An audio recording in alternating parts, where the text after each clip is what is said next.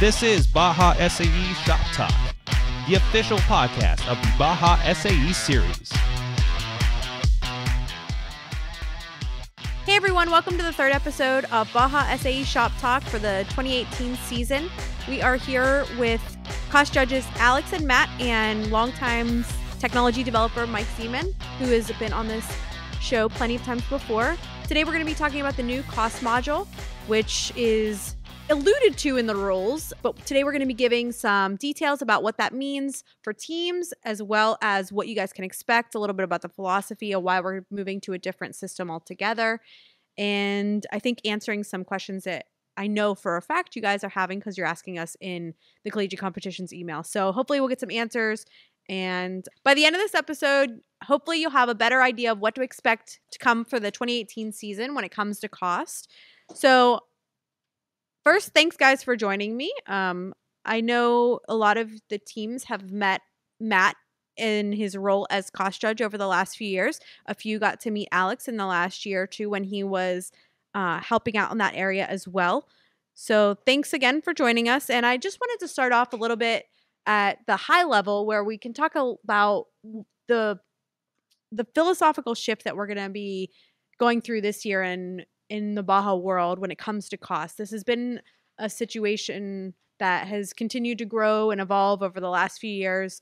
And I think we're finally at the point where we can talk at a very high level about where we think cost is going to be going. Sure. Thanks for having us. I guess we can start with the high level.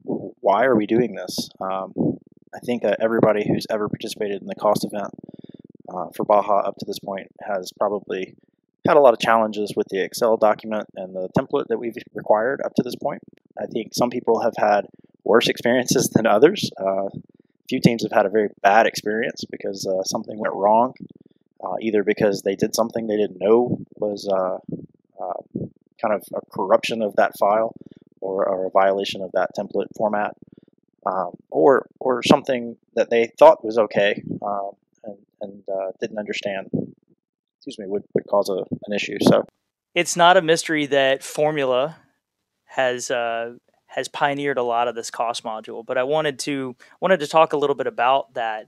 I don't want teams in the Baja realm to think that we're just doing this the Formula way and that the Formula way is just better here. But I do want to point out that just like in Baja, where we have had the right people and the right desires and the right sponsors to come together and really innovate on some of the technology side and make some cool stuff that we didn't have before, take some of the old processes and make them better, make everybody's life a little easier.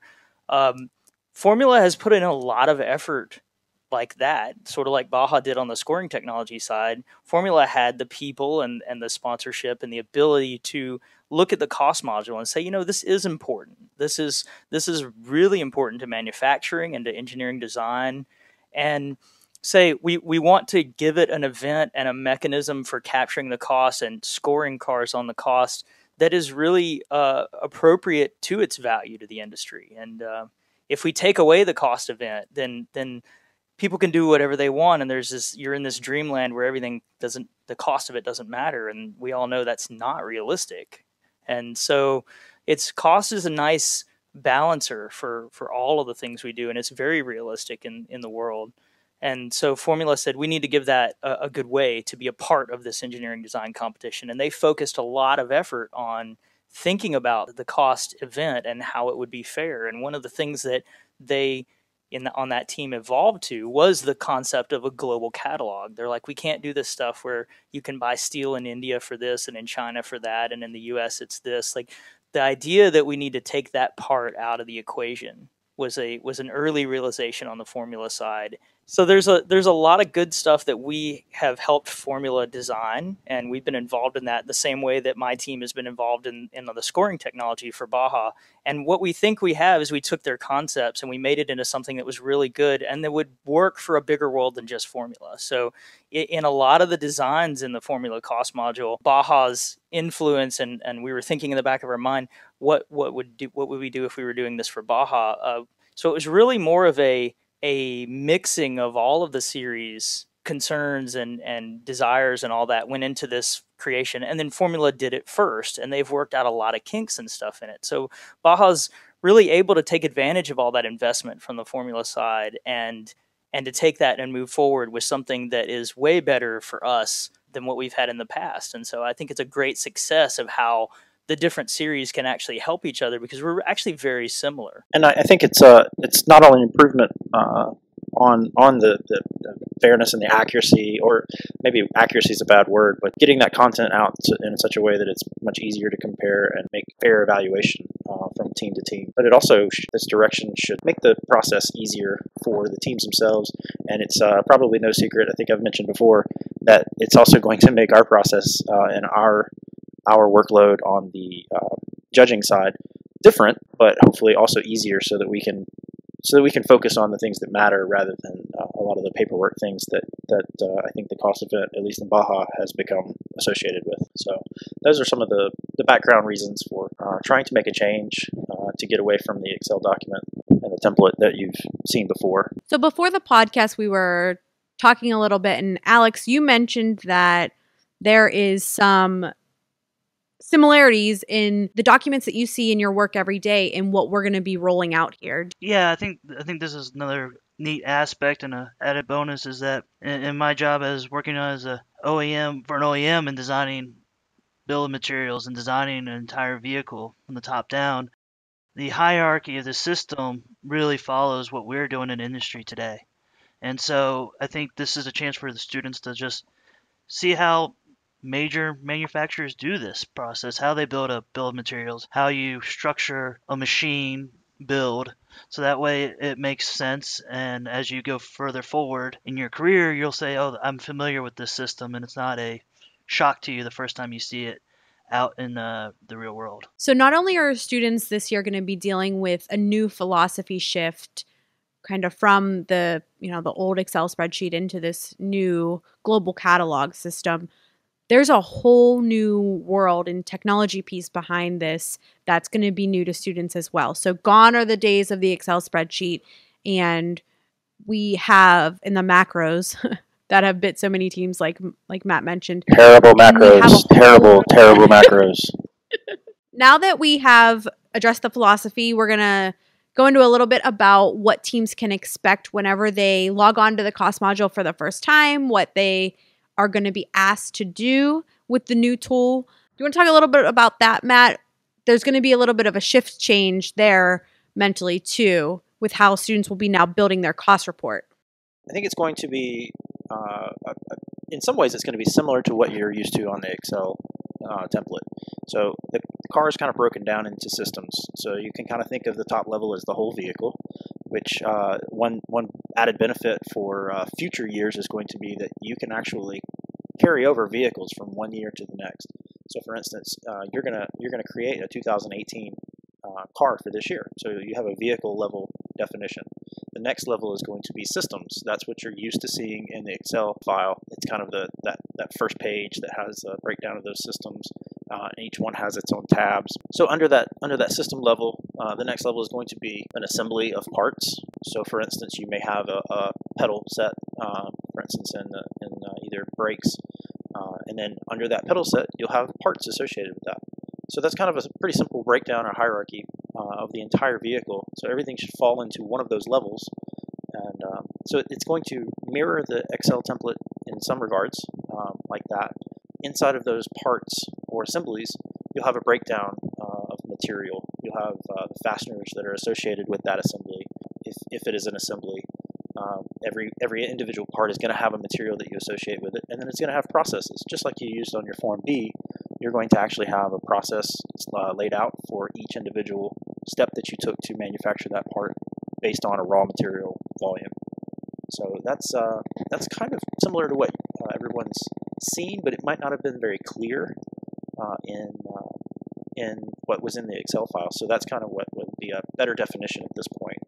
So you'll be drilling down and creating all of that. And then back to the vehicle level, one of those big benefits of this is that if you're using, say, a component in 2018, and if you fast forward to 2019 and you're going to use a very similar component assembly, you can actually carry that over you can carry that entire vehicle over to 2019 and make those changes that are necessary for your 2019 vehicle based on what you did in 2018. So for those teams that are repeating from one year to the next, it will save you a lot of time in the future. So it won't be a benefit you'll see this year, but certainly something that will help either you or your proteges down the road for the following years. So how will teams handle if they're going to multiple competitions? In the past, they created one cost report and put it out there as, each competition had their own car number listed on the same cost report. How will we be handling that moving forward? I guess what the teams will see is their vehicle and the name, and they have the option of either copying the vehicle over if they have different tires or different numbers even or whatever. They can copy that car over and just make the changes for that competition, and then that vehicle they can then choose which vehicle they tie to which competition. One thing to add there is if basically the same car is going to all 2 or 3 competitions, then you just make one vehicle and you tell the cost system, hey, this vehicle is going to Baja, Maryland as car 17, and this vehicle, the same one, is going to Baja, Kansas as car 77. If there are differences, like maybe you have you have several cars and I guess we don't really do that in Baja, right? You can't bring your old car. No, not anymore. Now that we don't do floats or any of that stuff, there's really not a significant cost difference. So you're probably not going to see a lot of differences between. We do have the capability of creating separate vehicles to go to separate events. So in Mike's example, you might take car 17 to Maryland, and you would create a definition for that vehicle, and then for the Portland event, you might take car number 77, and for that event, you might take different tires, and so you can actually you can copy that car over for car 77, which is attached to the 2018 Portland event, and you would then just modify the tires to reflect whatever change you would have for that particular event. So while it's not as common, there are teams that do choose to make differences between one event and another, and that will reproduce or take the space that would normally have been for the event-specific tabs in the template.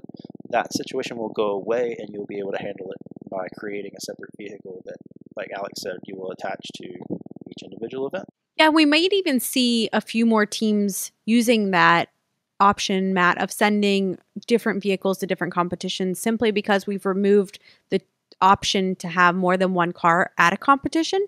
So for teams that do truly run an upper class team and an underclass team, they may be able to use their same team structure, simply just adding a new car, building a new car within the cost module. So I think that it'd be interesting to see how teams use that option this year. That's a good point. I didn't think of that. Yeah, actually, the current system doesn't handle that very well now, to be honest. We get a bit confused on the back end when we realize that there's two, let's say Pitt State has 2 different teams or 2 different vehicles, and it's difficult for us to distinguish prior to the events during the judging process which car is which, and are these possibly the same car? Are they a different version of the same car? So this will be actually a good way for us to be able to distinguish that and evaluate it. So let's circle back around to the systems conversation. These are already going to be defined for students, so they don't need to worry too much about that. But do we want to talk a little bit about that at a build level? Sure. One bit of good news on the whole is that we're going to start to pare down the systems that don't have a great comparative value for us. So for instance, we are going to eliminate from the costs event entirely the safety aspects. So for instance, everybody has to have a set of safety belts in the vehicle, but as it stands now, or has up to this point, it's sort of the who can find the cheapest safety belts, and so you can swing yourself $10, $15 one way or the other. But for us, looking at it from the big picture on the judging side, that's really not a benefit. So we're actually deciding to pull out some of those sections entirely. The safety is the best example there. Then some systems actually we're going to pull out for this year because we want to try to tiptoe into this maybe to a certain extent. So there's some sections, for instance, the body section is one that we've already identified that we're going to pull out for this year. We're not going to tackle that. just so that it's easier for the teams. Kind of reduces the scope for everyone, both on the student side, but also for the judging side. So we can make this transition a little easier for everybody. So we'll pull out the body section and maybe a few others that we'll make it come back and revisit later to reintroduce back into the cost event, but just certainly not for 2018. So Moody, do I understand you right when you're saying that this year none of the teams will have to include anything that would fall into the body system in the cost report at all? We're just not even going to ask them for it. And then maybe at some point in the future, like a future year, we bring that back in. That's what you meant. That's right. That's what I was looking for. Okay, cool. So even less you got to fill out this year, guys. And we've got a list of we'll publish that, but basically it should be evident in the report when you get into the cost module. So you'll see some sections that you may have noticed in the template in the past, but you don't see any at this point. So if you don't see an area for that, you don't have to worry about entering anything.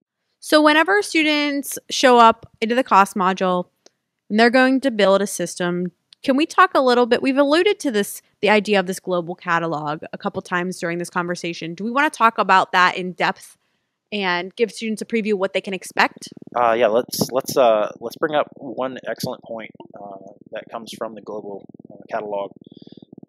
Everyone's used to creating that PDF file that gives their cost documentation that shows that when they pick out that tire and they say they use this tire on the car, this is the MSRP that's associated with that particular tire. The good news is that you will not be required to provide that documentation from this point forward. So no more creating a PDF file that takes you forever, that maybe has difficult things to read, that didn't get identified the price, or you maybe put in the MSRP wrong, you put in a discounted value for that instead. We're going to negate all of that with this global catalog. So that's good news for the students, good news for us on the judging side.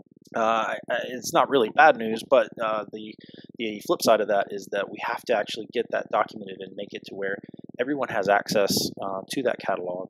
And if it turns out that what you're trying to add to your cost report isn't in the catalog currently, then we have to get that added in, and not only for you to be able to use, but also for other teams to be able to have access to as well. So we're backloading a lot of that now and getting that catalog built such that a lot of the past data that you've used in previous reports for the last couple of years is actually being entered in already.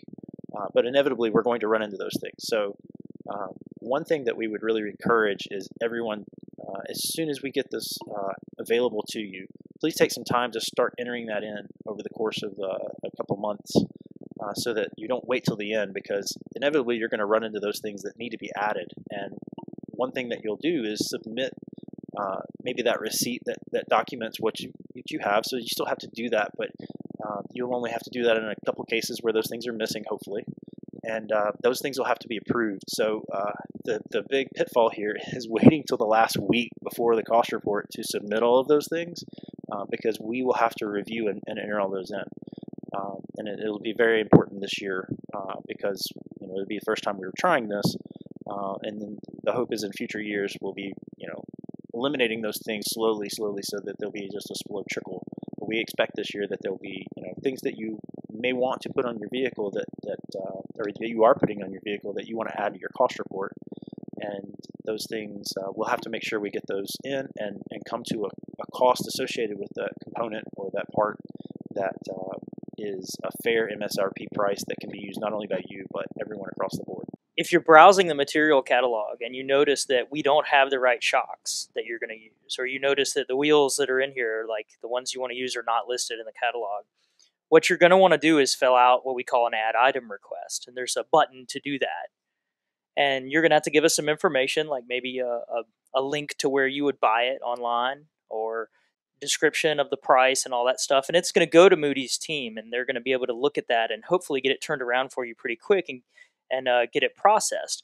Now, when they get that, they're going to look at it and they're going to try to decide what to do. And they might tell you an outcome that's one of a couple of different options. One is they might say, look, I know that you have this little bracket that you want to buy, but we don't really want to enter the bracket into the cost catalog because there's so many things like that.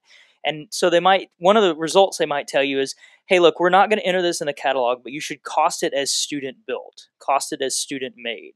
So go in and build a small assembly for it that says, I'm going to take 2 pieces of angle iron, I'm going to weld them in the middle. So I've got some material, I've got a process in there, and now I have my part. And I never had to actually add it to the catalog because I was able to construct it using things that were already in the catalog.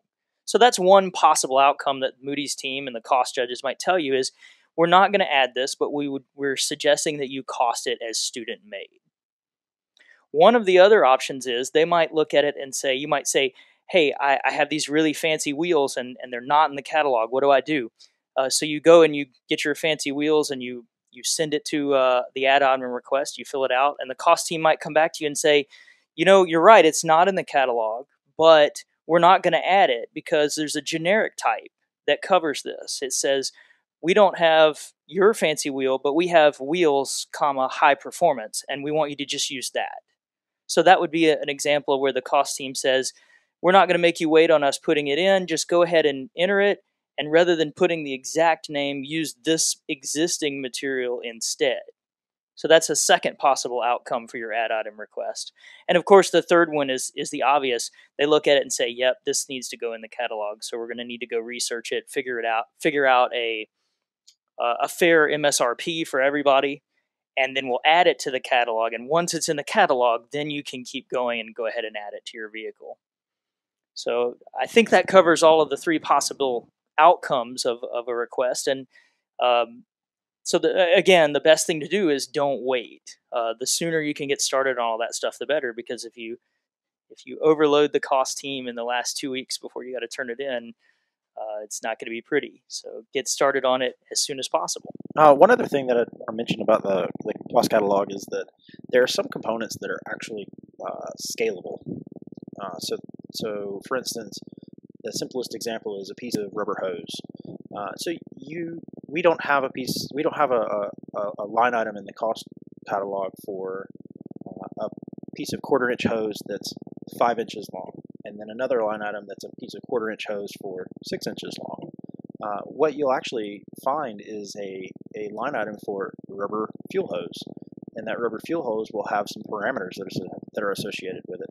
So you can give a diameter for that hose, and then you can give a length for that hose, and then based on the parameters you give, we have a formula in the background that actually calculates a consistent cost for that particular fuel hose that will generate that cost for you automatically, and you don't have to go through and pick one of a billion different variations of fuel hose. So be prepared for that as well. Another good example of that is fasteners. Fasteners are obviously would be an extensive list if we were to delineate every single potential.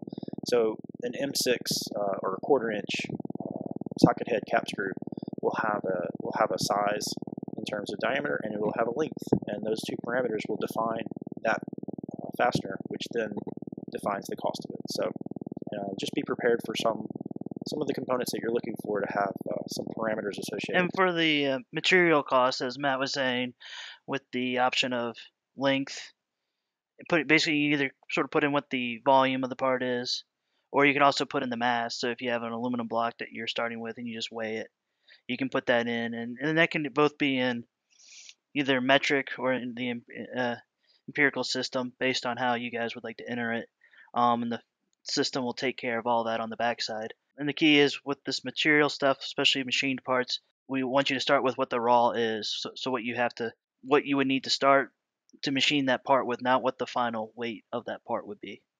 Yep, I think that's an important thing because a lot of teams like to use the volume or the total material that's in the finished part, but obviously everything that you machine away and remove is something that's an actual cost associated with that component. I'm glad you brought up the parameters, Moody, because that is a difference. And I think some teams might look at this and go, oh my gosh, they're going to try to recreate McMaster in the sky and have every possibility for every bolt and every tube and everything. And in a way, yes, but it's done smart. Like you just said, there's actually not that many fasteners, because when you take all the parameters into consideration, all I have to do is tell the system, hi, I want a grade 8 bolt. and then I say the length, I say the diameter, and I'm done. So any grade 8 bolt of any size and shape, I can do that with. Now there's a different one for grade 12 or whatever, but I think that it'll really make sense once you're in there. There's a lot of help built into the system to help you look up those things and to remind you what the parameters are, and so I think it's going to be really cool. We've got a lot of good feedback from the teams that have used the system so far. In the Formula series, where we have been using this for over a year now,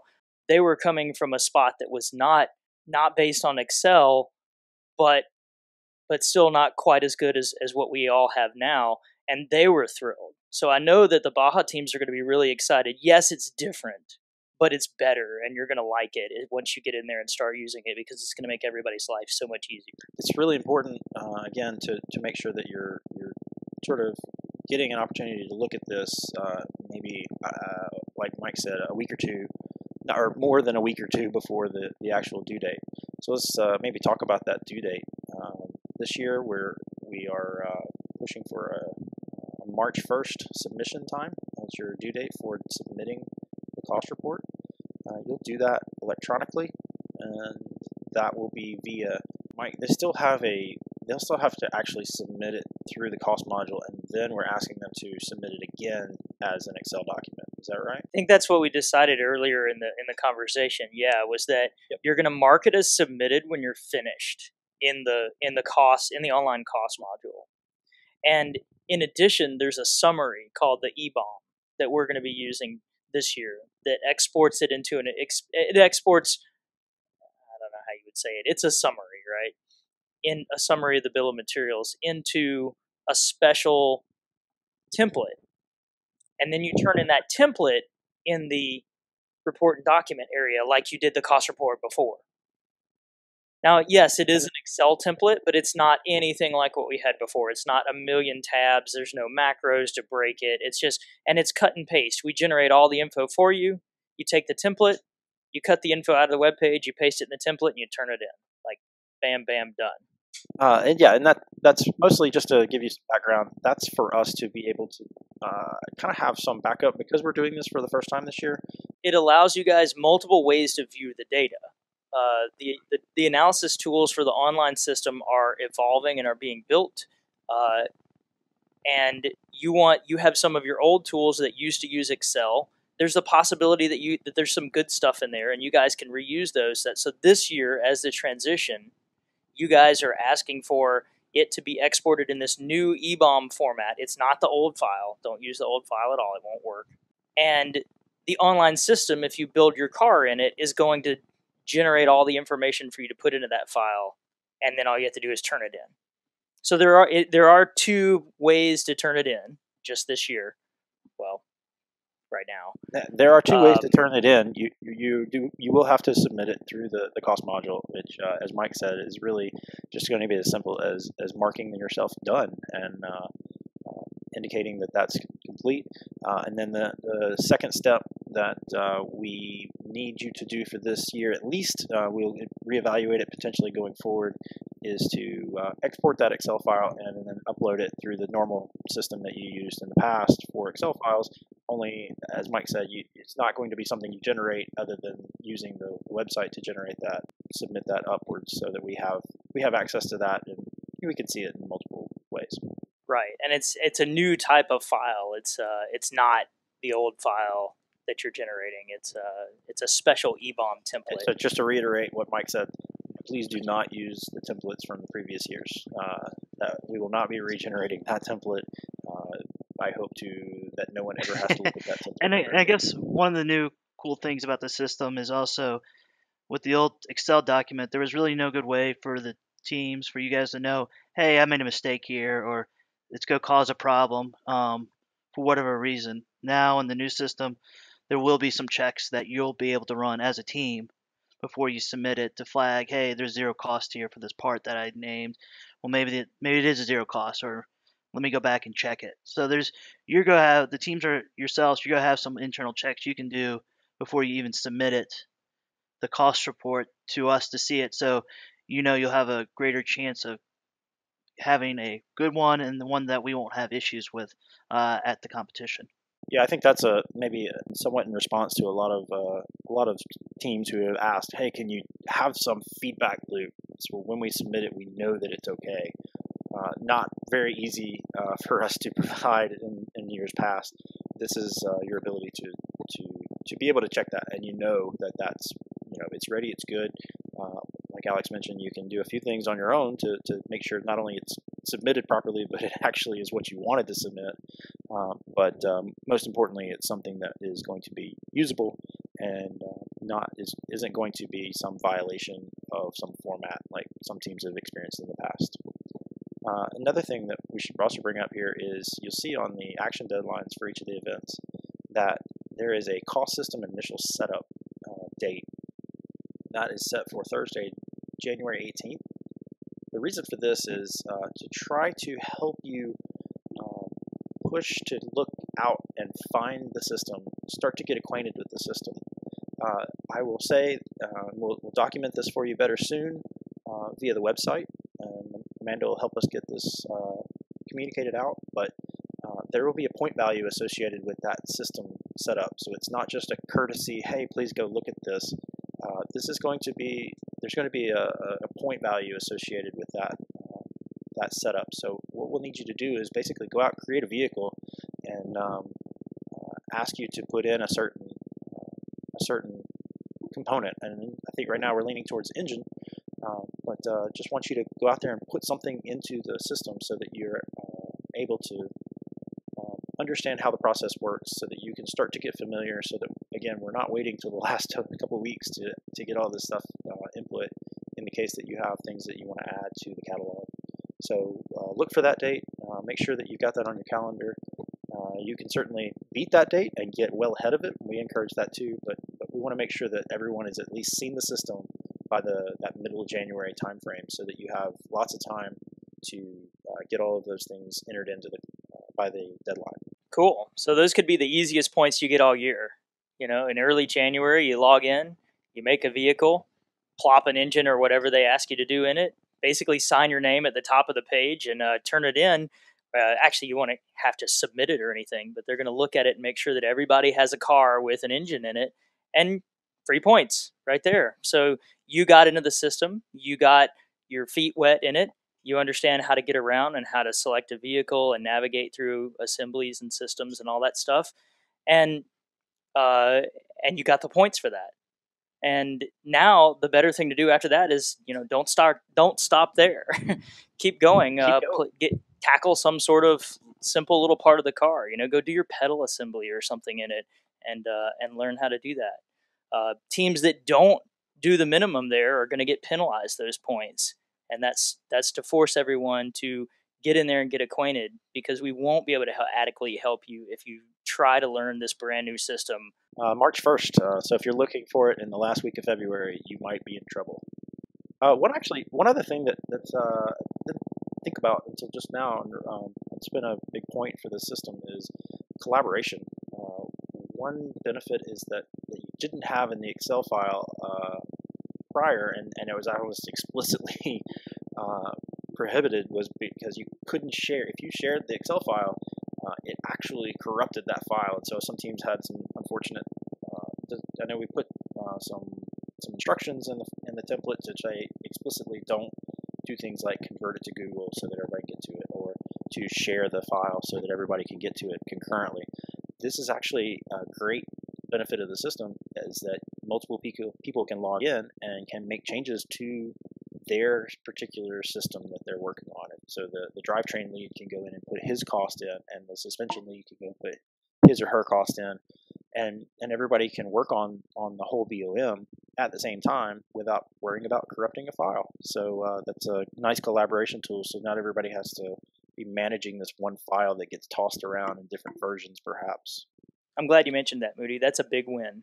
I know a lot of people have wanted to say, the cost report's a lot of work. Is there any way we can spread it out? Yeah. Now you can't. And I know everybody, as a result of kind of that restriction, usually the cost report falls, at least in terms of management, down to one person. But this helps multiple people get in on the action, because I know everybody is always itching to start working on that cost report, so that you have an opportunity to jump on it at will whenever you like. So we've talked about the philosophy here. We've talked a little bit about the logistics. Can we get into some nuts and bolts with an example of how this is broken down in the new system using the global catalog? To give you guys an example, there's the say using your suspension.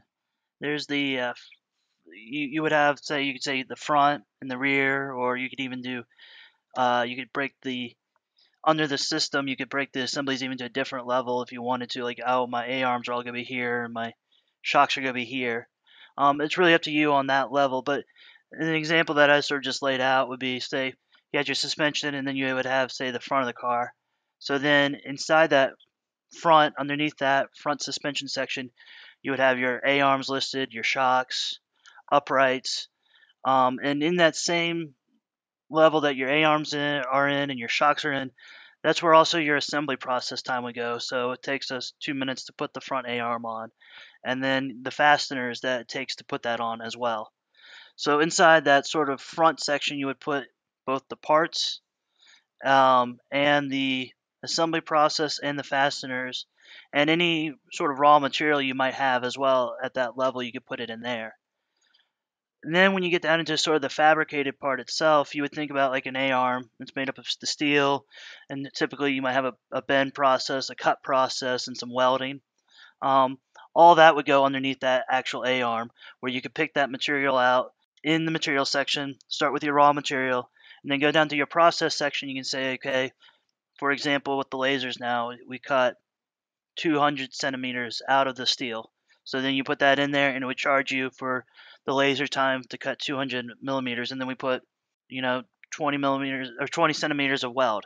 Then you would put that in there. So it really will structure it in a way that I think makes sense when you get in there. And as I said at the top, this is the way that I do it at my job day in and day out. This is the exact same format I follow. So you're going to see the industry relevance in this as well. And so it will click. It clicks pretty quick. But if there are questions, obviously don't hesitate to ask us. Now, when you get to a shock that you purchased from Fox, for example, you could put the shock as the part, and then inside that part, you would then go down, and under the material section, you would go into the catalog, and you can search for Fox shocks. Okay, there's my Fox shock. Pick it and just put it in there, and that's all you would necessarily have to have at the shock level for that part. And then that would all reference up to the top level. And then you can put quantities in there at the various levels. So you have 2 A arms or 2 shocks, however you guys want to divvy that up. That way it will multiply everything out correctly. One thing that you could mention is the new system, like you said, there's a vehicle, and then underneath the vehicle there are systems, and the systems are set. Where Baja is going to decide what the Baja systems are, and there'll be things like engine and braking and all that kind of stuff. And underneath the system, you get to choose how you want to organize it. The next level down is the assemblies. You could have an assembly for your front right A-arms, or you could have an assembly for the entire front suspension, or you could have an assembly. It's your call how you want to model it. And then one more level down, you can make your parts. So maybe the uprights are a particular part that you designed or you made, and maybe you went and bought them. So you can go pull it out of the material catalog, say we bought these uprights, or you can design them yourself and build them based on the material and the time and all the other stuff that we talked about. So the system allows you to do that either way you want, anywhere throughout the vehicle. So I think it's a really good fit. So we talked a couple times about what students will be actually submitting this year, and I want to get a very clear statement from the cost teams. There are several stages to the cost process, all the way from submitting your cost document and your receipts in the past to submitting your adjustment form on site. So what does that look like in 2018 for teams? That's a really good question. However, for this year, I think that the teams can expect something similar. I know this is probably a very frequently asked question, but given the scope of everything else we're changing right now, we do want to improve how the cost auditing process works. Honestly, we want to, my ideal world is that we could audit everyone, that just like a design report or a design presentation time slot that you pick up, that you pick up your cost audit slot and that we see everyone. That, however, is not something we're going to try to tackle for this coming year. We're going to see how this new system affects our audit process. We may have some opportunities for improvement, but in terms of the process that the teams see, I would not tell anyone to expect anything different than what they've seen for this year. You may get some different kinds of questions during the cost audit process, but largely you will see something that looks very similar to what you've seen in the past, with the expectation that we will use our experiences this year to help us to benefit the cost audit process in the future. So what are we looking at for a timeline on getting this launched, getting this into the hands of most teams? Excellent question. We are currently getting close to rolling out a pilot program or a beta testing. We have a few teams that are helping us out with that are willing to do some extra work in helping us to evaluate this in an early manner. Then, based on the results of that and some feedback and further fortifying this global catalog and making it more prepared for the broader team base to be able to see, we're looking to have this in your hands no later than Christmas break of this year. So want to make sure that the teams have something at least in the similar time frame, if not better than what you've had the template in the past. So we'll try to roll that out for you no later than that time, depending on the changes and that beta program and how that goes. We may be able to get it out sooner, but I would say mark your calendars for Christmas break to start to get your cost reports populated. If teams have questions about the cost module as it's rolling out, how should they handle those? So the best place, there's a couple places to get information about this process. The first is going to be there's a website, and actually if you go to the rules, we have a link in the rules to a web page that we're going to be updating information, especially as we roll out this beta and we start to finalize a lot of the aspects of this. You can look to that page to get a lot of the details as we finalize those and publish them out. That's bajasae.net/go/cost. But again, you can find that link in the rules. You kind of use that as a placeholder for now for you to be able to go and find that. So keep an eye on that. Like I said, especially as we get through this pilot and get closer through the beginning of December, and you'll find some details there. If you have a question, like we talked about before, about some material that you may or may not see in the global catalog, then obviously, as we mentioned before, you'll want to go to the add item request. So that's another place where you can get information or start a dialogue there. And then the final place that if it don't have the information in the website and it's not an add item request, the rules question and answer process that everyone I think is pretty used to is going to be a good place. So look for that on CDS Web, on bajasae.net, and you can ask a question there related to cost just as you would for any other rules. And be sure to check the FAQ before you submit your question to see if maybe someone's asked it and we've published something out there for you to address some of the common issues. So those are probably the three places that I would check in that particular order for any questions or concerns that you have about the process. And just bear with us, have some patience with us here through the end of the year so that we can get a lot of this stuff hashed out during our trial process, and that way you aren't asking questions, at least between now and the beginning of December, that we may actually not have the answer to ourselves yet. So got to be patient with us between now and December. Awesome. Sounds great. I think teams are going to be really happy with the changes that we've made, how easy it is to use. I know it sounds a little, at this point, we've done a lot of talking. We've given you guys a lot of details. But once you get in there and see the way it works, I think it's going to be really a familiar process for you, similar to a shopping cart style website.